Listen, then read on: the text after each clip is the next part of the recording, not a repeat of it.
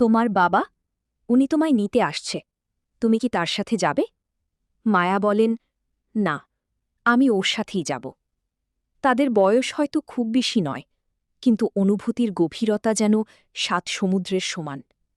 পরিবারের বাধা, সমাজের কড়া দৃষ্টি, এমনকি আইনের সীমাবদ্ধতা, সবকিছু মুহূর্তেই তুচ্ছ হয়ে গেল। প্রেমের বিষয়টি জানাজানি হতেই শুরু হয় জোরপূর্বক বিয়ের আয়োজন। কিন্তু মায়া হার মানার মতো নয়। প্রিয় মানুষকে একটি বার্তা, আমি তোমাকে ছাড়া বাঁচব না। এই একটিমাত্র বাক্যেই বদলে যায় সবকিছু। রাজশাহী থেকে সেই কিশোর সাগর ছুটে আসে ঝড়ের গতিতে। ভালোবাসা আর সাহসকে সঙ্গী করে শুরু হয় এক অসম লড়াই। এক পাশে পরিবার, অন্য পাশে অনিশ্চিত ভবিষ্যৎ। মায়া, আমি ওর সাথেই যাব। এখন তো তুমি প্রাপ্তবয়স্ক হওনি। মায়া, আমি প্রাপ্তবয়স্ক, আমাকে বিয়ে দেবে না কেন?